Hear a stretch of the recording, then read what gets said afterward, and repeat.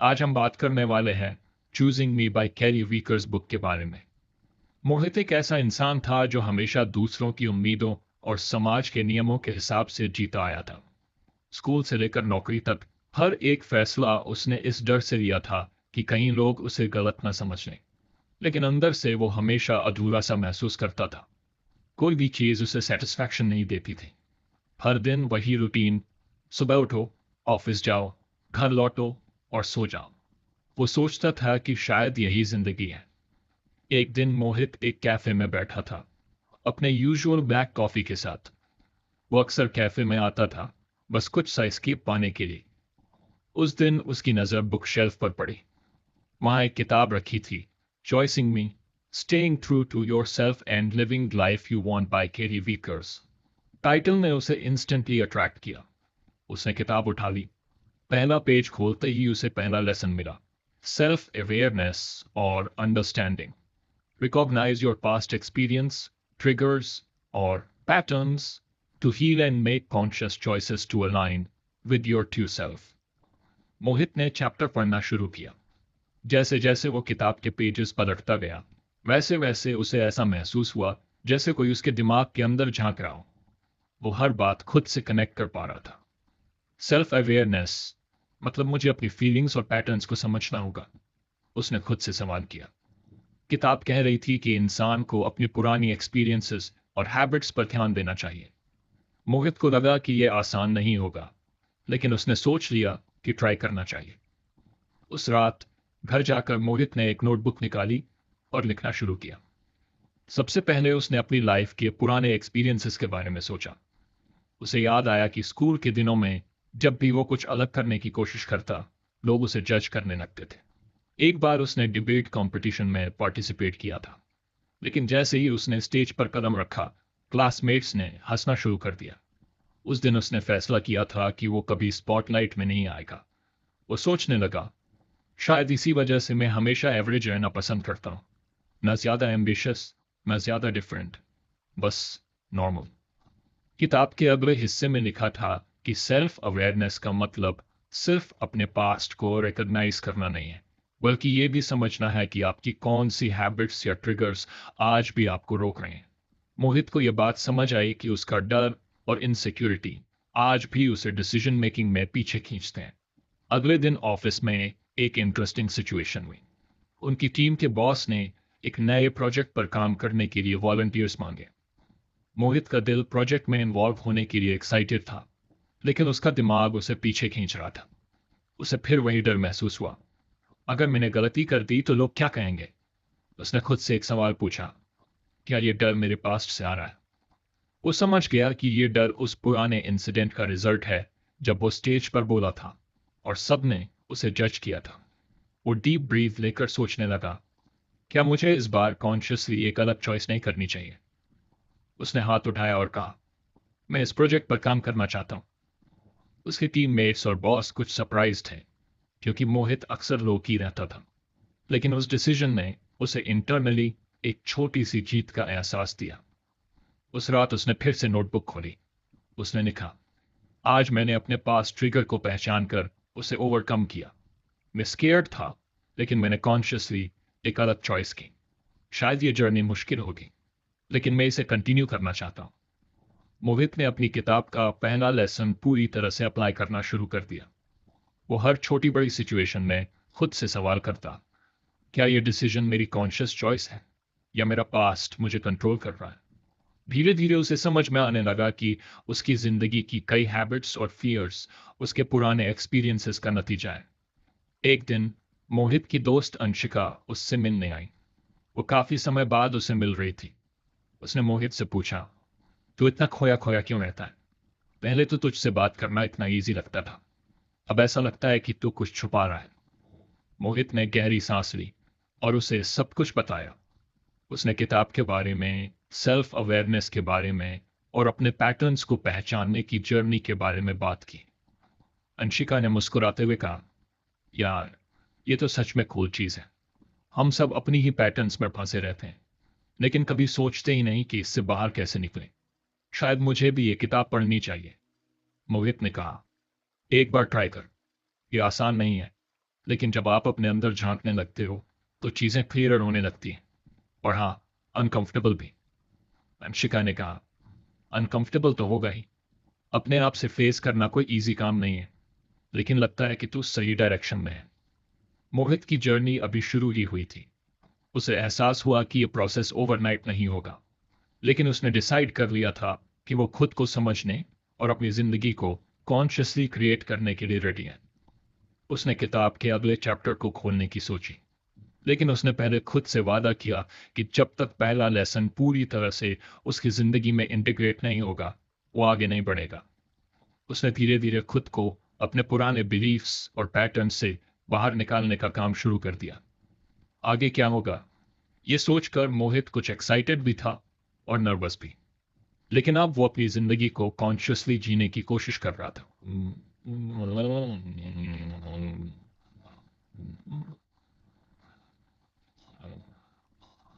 अगर आपको हमारी फ्री समरी अच्छी लगती है तो आप हमारे चैनल को सब्सक्राइब कर सकते हैं, हमारी मेंबरशिप खरीद सकते हैं, या हमें यूपीआई के थ्रू सपोर्ट कर सकते हैं। अब समरी पर वापस चलते हैं। वो जानता था कि यह जर्नी लॉन्ग होगी, लेकिन वर्थ इट भी। मोहित अब अपनी जिंदगी के बदलावों को महसूस कर रहा था। पहले लेसन ने उसे एक नई दिशा दी थी। उसने सेल्फ अवेयरनेस के जरिए अपने पुराने पैटर्न्स और ट्रिगर्स को समझने की कोशिश की, और अब वो छोटी छोटी चीजों में कॉन्शियस चॉइसेस करना सीख रहा था। एक दिन जब उसने किताब का अगला पन्ना पलटा तो उसने पढ़ा, setting boundaries, establish and maintain personal boundaries to protect your well being and ensure your actions reflect your genuine desires free from external pressures. Mohit ने यह लाइन 2 बार पढ़ी, बाउंड्रीज। ये शब्द उसके लिए कुछ अजीब था। वो सोचने लगा कि क्या वो कभी अपनी जिंदगी में बाउंड्रीज सेट कर पाया है। उसे अपने कॉलेज के दिन याद आए।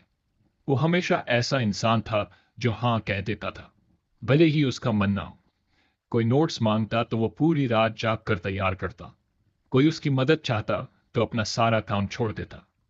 मोहित को लगता था कि ऐसा करना जरूरी है, क्योंकि तभी लोग उसे पसंद करेंगे। लेकिन असल में ये सब उसे इमोशनली और फिजिकली ड्रेन कर देता था। उसने किताब के चैप्टर को पढ़ना जारी रखा। उसमें लिखा था कि बाउंड्रीज का मतलब सेल्फिश होना नहीं है। इसका मतलब है अपनी मेंटल और इमोशनल हेल्थ को प्रोटेक्ट करना और उन चीजों को प्राथमिकता देना जो आपके लिए सच में जरूरी है। मोहित ने खुद से सवाल किया, क्या मैं सच में ऐसा करता हूं, या मैं बस हर किसी को खुश करने के चक्कर में खुद को इग्नोर करता हूं? उसे जवाब पहले से पता था। अगले दिन ऑफिस में एक और सिचुएशन आई। उसके कॉलीग रोहन ने एक प्रेजेंटेशन तैयार करने में मदद मांगी। मोहित पहले की तरह हाँ कहने ही वाला था, लेकिन उसने पॉज लिया। उसने खुद से पूछा, क्या मैं ये जेन्युइनली करना चाहता हूँ, या मैं सिर्फ इसलिए मान रहा हूं क्योंकि मैं ना कहने से डरता हूं? उसने पोलाइटली कहा, रोहन, मैं इस बार मदद नहीं कर पाऊंगा, मेरे पास अपनी डेडलाइंस है। रोहन कुछ सरप्राइज था, लेकिन उसने समझदारी से रिएक्ट किया। मोहित को अजीब तो लगा, लेकिन एक रिलीफ भी महसूस हुआ। पहली बार उसने अपनी प्रायोरिटीज को इंपॉर्टेंस दी थी। उस शाम घर आकर उसने फिर से नोटबुक निकाली। उसने लिखा, आज मैंने बाउंड्रीज सेट करने की कोशिश की। ये ऑकवर्ड था, लेकिन मैंने खुद को गिल्ट में नहीं डूबने दिया। मुझे समझ में आ रहा है कि बाउंड्रीज सिर्फ दूसरे लोगों के लिए नहीं, बल्कि खुद के लिए भी जरूरी है। अगले कुछ दिनों तक मोहित ने बाउंड्रीज को प्रैक्टिस करना जारी रखा। वो स्मॉल सिचुएशंस में ना कहना सीख रहा था। लेकिन एक दिन उसकी बड़ी टेस्ट हुई। उसकी चाइल्डहुड फ्रेंड नेहा, जिसे वो सालों से जानता था, ने अचानक उसे कॉल किया। नेहा ने एक बड़ा फेवर मांगा। उसे अगले 2 हफ्तों तक अपनी पर्सनल प्रोजेक्ट में मदद चाहिए थी। मोहित जानता था कि यह काम बहुत डिमांडिंग होगा और उसके अपने गोल्स इससे प्रभावित हो सकते हैं। नेहा ने कैजुअल टोन में कहा, तू तो मेरा बेस्ट फ्रेंड है, अगर तू मदद नहीं करेगा तो कौन करेगा? मोहित ने गहरी सांस ली। उसने महसूस किया कि यही वो मोमेंट है जब उसे सच में बाउंड्रीज को अप्लाई करना होगा। वो जानता था कि अगर उसने हाँ कहा तो वो फिर से अपने कंफर्ट जोन से बाहर जाकर दूसरों की एक्सपेक्टेशंस फुलफिल करने में लग जाएगा। उसने काम रहते हुए कहा, नेहा, मैं समझ सकता हूं कि ये प्रोजेक्ट तुम्हारे लिए इंपॉर्टेंट है, लेकिन मैं खुद अपने काम में बहुत बिजी हूं। इस बार मैं तुम्हारी मदद नहीं कर पाऊंगा। लेकिन अगर तुम चाहो तो मैं तुम्हें कुछ रिसोर्सेज सजेस्ट कर सकता हूँ। नेहा कुछ पल के लिए चुप रही। फिर उसने कहा, ओह ठीक है, मैं मैनेज कर लूंगी। मोहित को लगा कि नेहा डिसअपॉइंटेड है, लेकिन उसने गिल्ट महसूस नहीं किया। उसने पहली बार समझा कि बाउंड्रीज का मतलब दूसरों को हर्ट करना नहीं है। इसका मतलब है खुद को प्रायोरिटी देना और अपनी मेंटल पीस को कॉम्प्रोमाइज ना करना। मोहित ने किताब के चैप्टर में एक और बात पढ़ी थी। बाउंड्रीज को मेंटेन करना सिर्फ ना कहने तक सीमित नहीं है। इसका मतलब है कि आप अपने एक्शंस और डिसीजंस को अपने वैल्यूज और डिजायर्स के हिसाब से अलाइन करें। एक और एग्जाम्पल उसे जल्दी ही मिला। उसका ऑफिस एक weekend team building trip plan कर रहा था। सभी लोग एक्साइटेड थे, लेकिन मोहित को पता था कि उसे ऐसे सोशल इवेंट्स में जाना पसंद नहीं है। वो अपनी वीकेंड को पढ़ने और आराम करने में बिताना चाहता था। पहले वो हमेशा पीयर प्रेशर में आकर ज्वाइन कर लेता था, लेकिन इस बार उसने खुद से पूछा, क्या मैं ये ट्रिप जेन्युइनली एंजॉय करूंगा या मैं सिर्फ इसलिए जाऊंगा क्योंकि बाकी सब जा रहे हैं। उसने टीम को पोलाइटली कहा, धन्यवाद आपके मुझे आमंत्रित करने के लिए, लेकिन मैं इस बार ट्रिप पर नहीं आ पाऊंगा। मुझे कुछ पर्सनल कमिटमेंट्स हैं। लोगों ने उसे कन्विंस करने की कोशिश की, लेकिन उसने मना कर दिया। उसे इंटरनली कुछ ऑकवर्ड लगा, लेकिन साथ ही एक एम्पावरमेंट भी महसूस हुई। मोहित की जिंदगी अब धीरे धीरे बदलने लगी थी। उसे समझ में आ रहा था कि बाउंड्रीज सेट करना सिर्फ एक एक्शन नहीं है, बल्कि एक माइंडसेट है। उसने देखा कि जैसे जैसे वो अपनी बाउंड्रीज को रिस्पेक्ट करने लगा, वैसे वैसे दूसरे लोग भी उसकी चॉइसेस की इज्जत करने लगे। एक दिन अंशिका फिर उससे मिलने आई। उसने कहा, यार, मैं नोटिस कर रही हूं कि तू अब पहले जैसा नहीं है। पहले तू हर चीज के लिए हाँ कह देता था, अब तेरा एक अलग कॉन्फिडेंस दिखता है। क्या चल रहा है? मोहित ने मुस्कुराते हुए कहा, बस बाउंड्री सेट कर रहा हूं। पहले मैं हमेशा दूसरों की एक्सपेक्टेशंस पूरी करने के पीछे भागता था।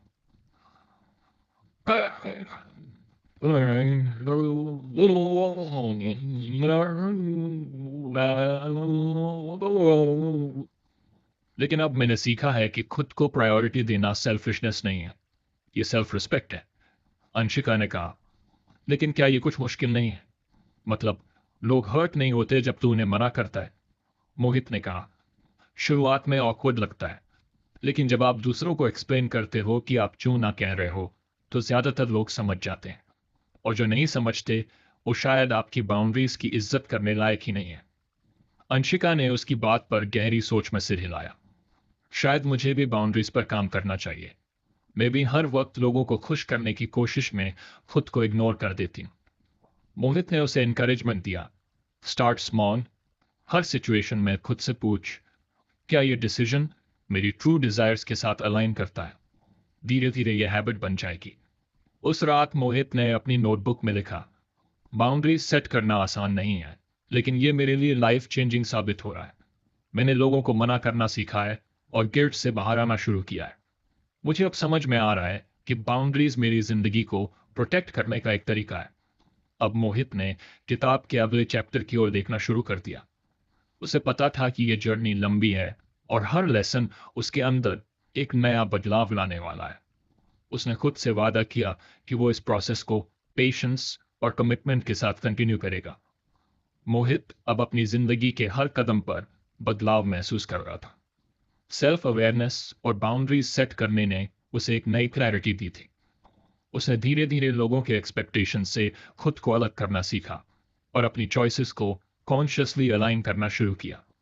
अब जब उसने किताब का अगला चैप्टर खोला, तो लिखा था, prioritising self care, embrace self-love by prioritizing your needs and well-being, understanding that caring for yourself enhances your ability to contribute positively to others' happiness.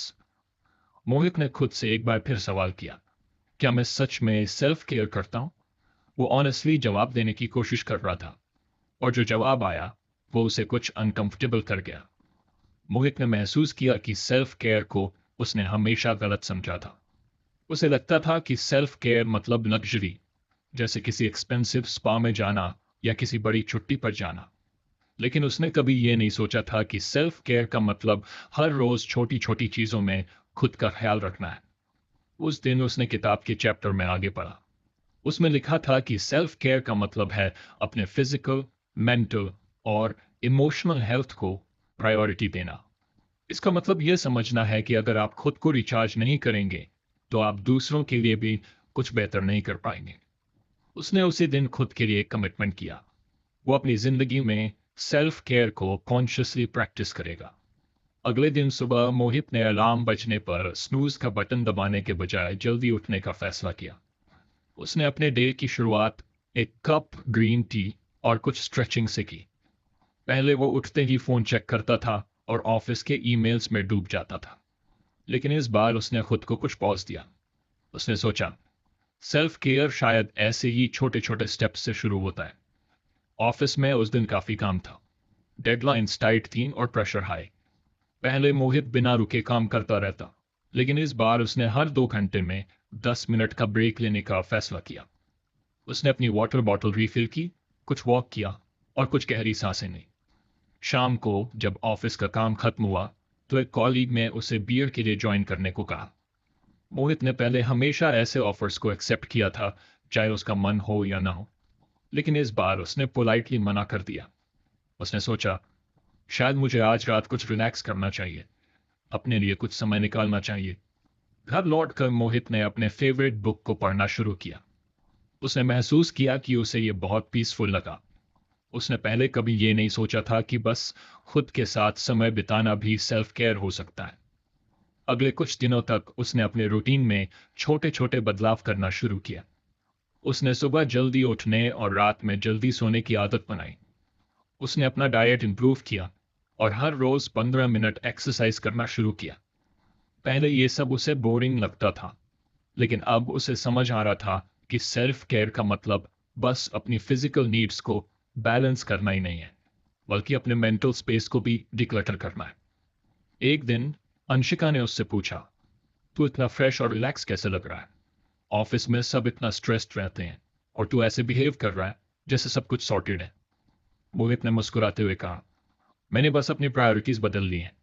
अब मैं अपने ऊपर काम कर रहा हूँ, सेल्फ केयर शुरू किया है। पहले मुझे लगता था कि ये सब वेस्ट ऑफ टाइम है, लेकिन अब समझ आ रहा है कि अगर मैं खुद का ख्याल नहीं रखूंगा, तो दूसरों के लिए भी कुछ नहीं कर पाऊंगा। अंशिका ने मजाक में कहा, बड़ा फिलोसोफर बन गया है तू, लेकिन सीरियसली मुझे लगता है कि मैं भी ट्राई करूंगी। मोहित ने उसे एनकरेज किया, स्टार्ट स्मॉल। सेल्फ केयर का मतलब ग्रैंड जेस्चर्स नहीं है, ये बस खुद को कुछ प्रायोरिटाइज करने की बात है। एक और बड़ा मोमेंट मोहित की सेल्फ केयर जर्नी में तब आया जब उसने अपनी इमोशंस को हैंडल करना सीखा। पहले जब भी वो स्ट्रेस या एंग्जाइटी में होता, तो वो उसे इग्नोर करता और काम में डिस्ट्रैक्ट हो जाता। लेकिन अब उसने सीखा कि सेल्फ केयर का मतलब अपनी फीलिंग्स को एक्नॉलेज करना भी है। एक दिन ऑफिस में उसका बॉस एक प्रोजेक्ट को लेकर बहुत क्रिटिकल हो गया।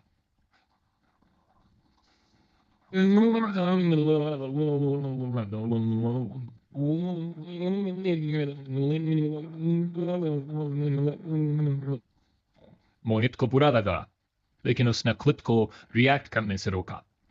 उसने लंच ब्रेक में खुद के लिए कुछ देर मेडिटेट करने का समय निकाला। उसने अपने फीलिंग्स को लिखा और सोचा, मैं परफेक्ट नहीं हूं, लेकिन इसका मतलब ये नहीं कि मैं केपेबल नहीं हूं। मुझे बस खुद को कुछ काइंडनेस देने की जरूरत है। उसने अपनी नोटबुक में लिखा, सेल्फ केयर का मतलब सिर्फ बाहर से अच्छा दिखना नहीं है, इसका मतलब अपने अंदर के कॉन्फ्लिक्ट्स और इनसिक्योरिटीज को भी हील करना है। मोहित ने धीरे धीरे अपने वीकेंड्स को भी ऑर्गेनाइज करना शुरू किया। पहले वो पूरा वीकेंड बस सोने या रैंडम मूवीज देखने में बर्बाद कर देता था, लेकिन अब उसने सोचा कि वीकेंड भी सेल्फ केयर का हिस्सा हो सकता है।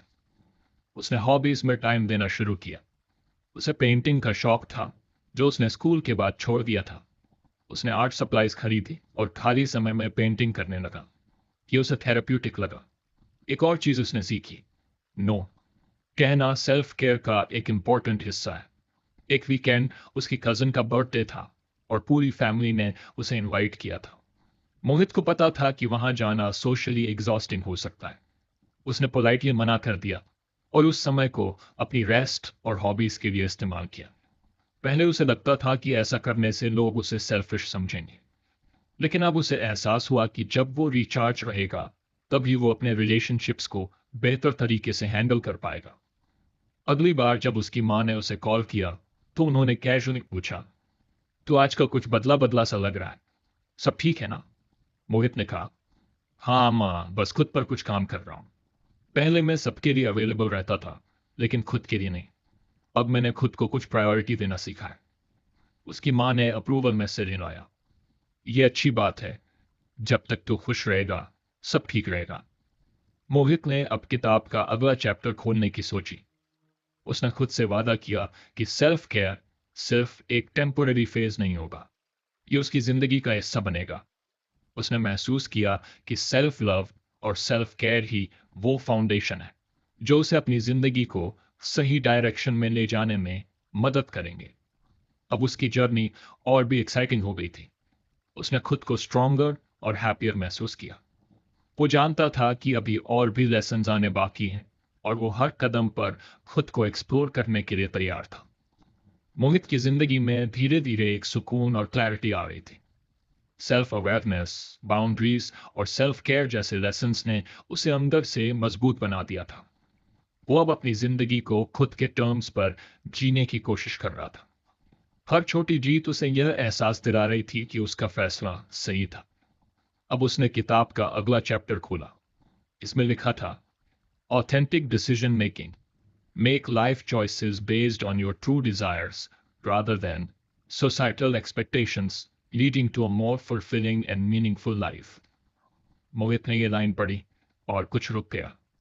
उसे याद आया कि कैसे उसकी जिंदगी के ज्यादातर बड़े फैसले उसने खुद की खुशी से ज्यादा समाज और दूसरों की एक्सपेक्टेशंस के हिसाब से लिए थे।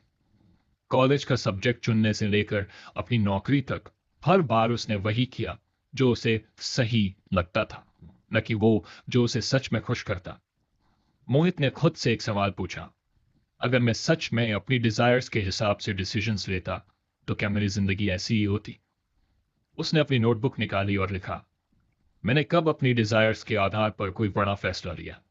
क्या मैं कभी ऑथेंटिकली जिया हूं? उस रात वो अपनी पुरानी यादों में डूब गया। उसे याद आया कि स्कूल के दिनों में वो हमेशा एक राइटर बनना चाहता था। उसे स्टोरीज लिखने और कैरेक्टर्स क्रिएट करने का बहुत शौक था। लेकिन जब उसने अपने पेरेंट्स को यह बताया तो उन्होंने प्रैक्टिकल एडवाइस दी, राइटिंग तो ठीक है, लेकिन यह करियर नहीं हो सकता। रियल जॉब्स चुनो जो स्टेबल हो। और मोहित ने उनकी बात मान ली। उसने कॉमर्स स्ट्रीम चुनी और बाद में एमबीए किया। आज वो एक अच्छी कंपनी में काम कर रहा था, लेकिन अंदर से वो कभी फुलफिल्ड महसूस नहीं करता था।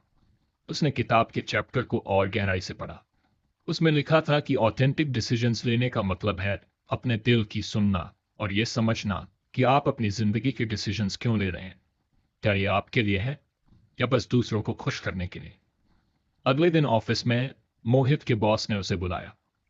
कंपनी में एक नया रोल खुला था जिसमें ज्यादा रिस्पॉन्सिबिलिटी और कुछ हायर पे था। बॉस ने मोहित से कहा, तुम्हारी स्किल्स इस रोल के लिए परफेक्ट है, क्या तुम अप्लाई करना चाहोगे? पहले मोहित बिना सोचे समझे हाँ कह देता, लेकिन इस बार उसने पॉज लिया। उसने खुद से पूछा, क्या मैं इस रोल को जेन्युइनली चाहता हूँ या मैं इसे बस इसलिए एक्सेप्ट करूंगा क्योंकि ये लॉजिकली अच्छा लगता है? उसने महसूस किया कि उसे ये रोल नहीं चाहिए। उसे अपनी करंट जॉब भी ज्यादा एक्साइटिंग नहीं लग रही थी। वो अपने क्रिएटिव साइड को एक्सप्लोर करना चाहता था, राइटिंग को फिर से अपनाना चाहता था। मोहित ने पोलाइटली मना कर दिया और कहा, मुझे लगता है कि मैं फिलहाल अपने करंट रोल में ही बेहतर परफॉर्म कर सकता हूँ। बॉस कुछ सरप्राइज थे, लेकिन उन्होंने उसकी ऑनेस्टी की सराहना की। मोहित को यह छोटा डिसीजन बहुत बड़ा लगा। उसने पहली बार खुद को सोसाइटल नॉर्म्स के प्रेशर से आजाद किया था। शाम को मोहित ने फिर से अपनी नोटबुक खोली। उसने लिखा, आज मैंने एक निर्णय लिया जो सिर्फ मेरे लिए था। यह आसान नहीं था, लेकिन मैंने खुद की इच्छाओं को प्राथमिकता दी।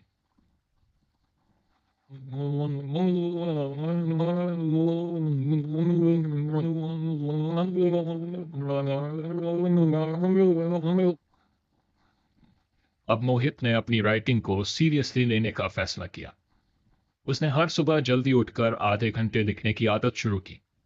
शुरुआत में उसे अजीब लगा, लेकिन धीरे धीरे उसने महसूस किया कि यह उसकी जिंदगी का सबसे सेटिस्फाइंग हिस्सा बन गया है। एक दिन अंशिका उससे मिलने आई। उसने पूछा, तू सुबह सुबह उठकर क्या करता है? इतना डेडिकेटेड लग रहा है इन दिनों। मोहित ने उसे बताया, मैंने राइटिंग शुरू की है। बचपन से इसे करने की इच्छा थी, लेकिन कभी सीरियसली नहीं लिया। अब लगा कि अगर मैं ऑथेंटिक डिसीजंस नहीं लूंगा तो जिंदगी बस दूसरों के लिए जीता रह जाऊंगा। अंशिका ने कहा, यार, तू सच में इंस्पायरिंग बनता जा रहा है। मैं भी बहुत बार वही करती हूँ जो लोग एक्सपेक्ट करते हैं, ना कि वो जो मेन चाहती हूँ। शायद मुझे भी अपनी चॉइसेस को रीइवैल्यूएट करना चाहिए। मोहित ने उसे एनकरेज किया, बस एक बार अपने डिसीजंस की जड़ तक जाओ। खुद से पूछो कि तुम वो क्यों कर रहे हो। जवाब तुम्हें खुद ही मिल जाएगा। धीरे धीरे मोहित ने अपने डिसीजंस को हर छोटे और बड़े लेवल पर इवैल्यूएट करना शुरू किया। एक दिन उसकी फैमिली ने उसे कॉल किया। उसके पेरेंट्स चाहते थे कि वो एक फैमिली गैदरिंग अटेंड करें। मोहित को पता था कि गैदरिंग में जाना उसके लिए मानसिक रूप से थकाऊ होगा, और इस बार उसने अपनी भावनाओं को नजरअंदाज करने के बजाय सच बोलने का फैसला किया। उसने कामली कहा, माँ, मैं जानता हूं कि ये इवेंट आपके लिए इंपॉर्टेंट है, लेकिन मैं सच में कंफर्टेबल महसूस नहीं कर रहा। क्या मैं इसे स्किप कर सकता हूँ? पहले तो उसकी माँ नाराज हुई, लेकिन फिर उन्होंने कहा, ठीक है बेटा, अगर तुम कंफर्टेबल नहीं हो तो कोई बात नहीं। मोहित ने महसूस किया कि अपने ऑथेंटिक डिजायर्स के हिसाब से डिसीजंस लेना हमेशा इजी नहीं होता। कभी कभी लोग अपसेट होते हैं, कभी कभी खुद को गिल्ट महसूस होता है, लेकिन धीरे धीरे ये प्रोसेस आसान होने लगता है। उसने एक और बड़ा डिसीजन लिया। उसने वीकेंड पर एक लोकल राइटिंग वर्कशॉप ज्वाइन कर ली। वहां उसने कई ऐसे लोगों से मुलाकात की जो उसकी तरह ही अपनी पैशंस को फॉलो करने की कोशिश कर रहे थे। उसने महसूस किया कि उसकी राइटिंग स्किल्स में इम्प्रूवमेंट हो रही है, और उसकी जिंदगी में एक नई एक्साइटमेंट आ गई है। अब मोहित की डिसीजंस उसकी हैप्पीनेस पर फोकस कर रहे थे, न कि सोसाइटल एक्सपेक्टेशंस पर। उसने सीखा कि ऑथेंटिक डिसीजन मेकिंग का मतलब ये नहीं है कि आप इम्पल्सिव हो जाए। इसका मतलब है कि आप हर डिसीजन को हार्ट और माइंड दोनों से इवैल्यूएट करें। उसकी जर्नी अभी भी ऑनगोइंग थी, लेकिन अब उसे हर सुबह एक्साइटमेंट महसूस होता। वो जानता था कि उसकी जिंदगी धीरे धीरे सही दिशा में जा रही है। उसने किताब का अगला चैप्टर खोलने का फैसला किया। उसे यकीन था कि हर लेसन उसे और क्लोजर लाएगा उस जिंदगी के जिसे वो सच में जीना चाहता है। मोहित अब अपनी जिंदगी के हर पहलू में बदलाव महसूस कर रहा था। Self awareness, boundaries, self care और ऑथेंटिक डिसीजन मेकिंग ने उसे एक नई क्लैरिटी और पर्पस दी थी। लेकिन उसके अंदर अब भी कुछ चीजें थीं जो उसे पूरी तरह से फ्री होने से रोक रही थीं। उसने अपनी किताब का अगला चैप्टर खोला। ईओटाईडी मोहित ने यह पढ़ते ही महसूस किया कि यह लेसन उसकी जिंदगी के लिए सबसे चैलेंजिंग होने वाला था। उसे पता था कि उसके अंदर कई ऐसी हैबिट्स और थॉट पैटर्न्स थीं जो उसे बार बार पीछे खींच रही थी। उसने नोटबुक निकाली और लिखा, मुझे कौन कौन से पैटर्न्स बार बार वही मिस्टेक्स करने पर मजबूर करते हैं। फिर उसने सोचना शुरू किया। सबसे पहले जो पैटर्न सामने आया वो था ओवर थिंकिंग। मोहित हर छोटी छोटी बात को लेकर इतना सोचता था कि कई बार एक्शन ही नहीं ले पाता था। उसे याद आया कि कई बार उसने अच्छे अपॉर्चुनिटीज को सिर्फ इसलिए हाथ से जाने दिया क्योंकि वो आउटकम के बारे में बहुत ज्यादा सोच रहा था। दूसरा पैटर्न था सेल्फ डाउट। उसे अक्सर लगता था कि वो किसी भी चीज के लिए काफी अच्छा नहीं है। ये फीलिंग इतनी बार उसके डिसीजंस और एक्शंस पर असर डाल चुकी थी कि अब वो इसे नॉर्मल मानने लगा था। तीसरा पैटर्न था प्रोक्रास्टिनेशन। वो चीजों को कल पर टालता रहता और फिर गिल्ट और स्ट्रेस में गिर जाता। मोहित ने नोटबुक में लिखा, अगर मैं इन पैटर्न्स को नहीं बदलता तो मैं कभी अपनी पोटेंशियल तक नहीं पहुंच पाऊंगा। अगले दिन उसने कॉन्शियसली अपने थॉट्स और बिहेवियर्स पर ध्यान देना शुरू किया। उसने देखा कि जब भी कोई चैलेंजिंग सिचुएशन आती तो सबसे पहले उसका ओवर थिंकिंग एक्टिवेट हो जाता। उसी शाम उसका एक दोस्त विशाल उसे कॉल करता है। विशाल ने मोहित को वीकेंड पर हाइकिंग के लिए इनवाइट किया। मोहित को हाइकिंग बहुत पसंद थी, लेकिन उसका माइंड तुरंत एक्सक्यूजेस बनाने लगा। अगर मैं थक गया तो क्या होगा? अगर मैं गिर गया तो? अगर ये एक्सपीरियंस उतना मजेदार नहीं रहा जितना मैं सोच रहा हूं। इस बार मोहित ने खुद को रोकते हुए सोचा, मैं इस थॉट पैटर्न को तोड़ने की कोशिश कर सकता हूं। उसने बिना ज्यादा सोचते हुए हाँ कह दिया। जब वीकेंड पर वो हाइकिंग पर गया तो उसने महसूस किया कि ये एक्सपीरियंस उसके लिए बहुत रिफ्रेशिंग और एनर्जाइजिंग था। उसने खुद से कहा, देखा, अगर मैं ओवर थिंकिंग करता रहता तो ये सब मिस कर देता। इसके बाद उसने सेल्फ डाउट पर काम करने का फैसला किया। ऑफिस में उसकी परफॉर्मेंस ठीक थी, लेकिन उसे हमेशा लगता था कि वो दूसरों जितना अच्छा नहीं है। वो खुद की अचीवमेंट्स को कभी एक्नॉलेज नहीं करता था।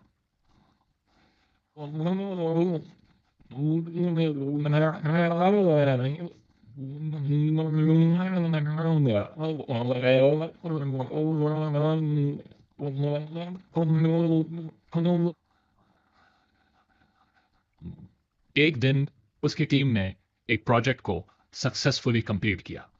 बॉस ने उसे स्पेसिफिकली प्रेज करते हुए कहा, मोहित, तुम्हारे आइडियाज ने इस प्रोजेक्ट को एक नई डायरेक्शन दी। पहले मोहित इसे लाइटली लेता, लेकिन इस बार उसने खुद को इस तारीफ को एक्सेप्ट करने दिया। उसने मन ही मन कहा, मैंने अच्छा काम किया है और मुझे इसे मानना चाहिए। घर जाकर उसने नोटबुक में लिखा, सेल्फ डाउट को तोड़ने का पहला कदम है अपनी छोटी जीतों को पहचानना। अब बात प्रोक्रेस्टिनेशन की थी। ये शायद उसकी सबसे बड़ी वीकनेस थी। वो हर काम को लास्ट मिनट तक टालता और फिर पैनिक मोड में उसे पूरा करता। मोहित ने किताब में लिखा, एक तरीका आजमाने का सोचा, 5 मिनट का नियम। इसका मतलब था कि कोई भी काम जो वो टालना चाहता है उसे बस 5 मिनट के लिए शुरू करें। अगले दिन उसने अपनी पेंडिंग ईमेल्स पर काम करने के लिए 5 मिनट का टाइमर लगाया। उसे लगा कि वो बस शुरुआत करेगा, लेकिन एक बार जब उसने काम शुरू कर दिया तो वो ईमेल्स को पूरा करके ही रुका। उसने महसूस किया कि शुरुआत करना ही सबसे बड़ा हर्डल था। मोहित ने अब अपने नेगेटिव पैटर्न्स को एक्टिवली डिसरप्ट करना शुरू कर दिया था। उसने महसूस किया कि हर पैटर्न को तोड़ने के लिए अवेयरनेस और एक्शन दोनों जरूरी हैं। एक और बड़ा मोमेंट तब आया जब उसने अपने थॉट पैटर्न्स को लेकर अंशिका से बात की। उसने कहा, यार, मुझे लगता है कि मैं हमेशा खुद को पीछे खींचता हूँ, जैसे मेरे दिमाग में नेगेटिविटी ऑटोमेटिकली आ जाती है। अंशिका ने कहा, मैंने भी ये नोटिस किया है, लेकिन शायद तेरे अंदर जो बदलाव हो रहे हैं वो इन पैटर्न्स को ब्रेक करने में मदद करेंगे। तो खुद को जज करना छोड़ दे, बस छोटे स्टेप्स लेता है। मोहित ने उस दिन एक और रियलाइजेशन किया। नेगेटिव पैटर्न्स को तोड़ने का मतलब ये नहीं था कि वो परफेक्ट बन जाएगा। इसका मतलब था कि वो अवेयर होकर कॉन्शियसली बेटर चॉइसेस करेगा। अब उसने अपनी डेज को इंटेंशनली प्लान करना शुरू किया। उसने ऐसे हैबिट्स डेवलप की जो उसके पुराने पैटर्न्स को रिप्लेस कर सके। जैसे उसने प्रोक्रेस्टिनेशन से बचने के लिए हर दिन 3 मोस्ट इंपॉर्टेंट टास्क्स की लिस्ट बनानी शुरू की। उसने सेल्फ डाउट से लड़ने के लिए अपनी अचीवमेंट्स और प्रोग्रेस को ट्रैक करना शुरू किया। धीरे धीरे मोहित ने महसूस किया कि उसके पुराने पैटर्न्स कमजोर हो रहे हैं। वो हर दिन कुछ और कॉन्फिडेंट, कुछ और फोकस्ड और कुछ और फ्री महसूस कर रहा था। उसने अपनी नोटबुक में लिखा, नेगेटिव पैटर्न को तोड़ने का मतलब है अपनी जिंदगी को कॉन्शियस डिजाइन करना। ये एक बार में नहीं होगा, लेकिन हर छोटा स्टेप एक बड़ा बदलाव ला सकता है। अब वो किताब का अगला चैप्टर खोलने को तैयार था। उसे लग रहा था कि हर लेसन उसे अपनी ऑथेंटिक सेल्फ के और करीब ला रहा है। उसने महसूस किया कि जिंदगी को पूरी तरह से बदलने के लिए बस अवेयरनेस और करेज की जरूरत है। मोहित ने अपनी जिंदगी में इतने बदलाव किए थे कि अब वह अपने पुराने खुद से बहुत अलग महसूस कर रहा था। वह अब अपनी थॉट्स और एक्शंस को पूरी तरह से समझने और अलाइन करने में सक्षम था। नेगेटिव पैटर्न्स को पहचानने और उन्हें तोड़ने की जर्नी ने उसे और मजबूत बनाया था। एक शाम मोहित अपने पसंदीदा कैफे में बैठा था, अपनी फेवरेट बुक पढ़ते हुए। उसने अपनी जिंदगी को पलट कर देखा। वह पहले जैसी उलझन और चिंता से बाहर निकल चुका था। उसका दिन अब उन चीजों से भरा था जो उसे सच में खुशी देती थी।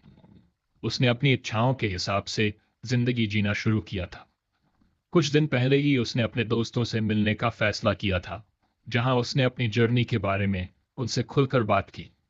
उन्होंने पूछा, मोहित, तुझे क्या लगता है, क्या सच में तू अब जो कर रहा है वो तेरे लिए है? मोहित मुस्कुराया, हाँ, और मुझे लगता है कि मैंने आखिरकार वो रास्ता चुन लिया है जो हमेशा से मेरा था। अब मैं जानता हूं कि मेरी हैप्पीनेस मेरी खुद की जिम्मेदारी है और मेरी चॉइसेस अब मेरे लिए हैं, न कि दूसरों के लिए। इसमें कोई डाउट नहीं था कि मोहित की जर्नी पूरी तरह से ट्रांसफॉर्मेटिव थी। उसने अपने अंदर के नेगेटिव थॉट पैटर्न्स को पहचान कर उन्हें तोड़ा और अब वह अपने ऑथेंटिक सेल्फ के साथ जी रहा था। आज वह और भी समझदार था। मोहित को यह एहसास था कि सेल्फ ग्रोथ और सेल्फ लव कोई डेस्टिनेशन नहीं है, बल्कि यह एक कंटिन्यूअस प्रोसेस है। उसने सीखा था कि जो बदलाव उसने किए थे वे जिंदगी को सिर्फ बेहतर नहीं बनाते, बल्कि उसे पूरी तरह से जीने का तरीका देते थे। अब वह जानता था कि वह जहां भी जाएगा वह अपनी सच्चाई के साथ अपनी डिजायर्स के आधार पर कदम रखेगा। उसके लिए यह जर्नी खत्म नहीं थी, ये तो बस एक नई शुरुआत थी।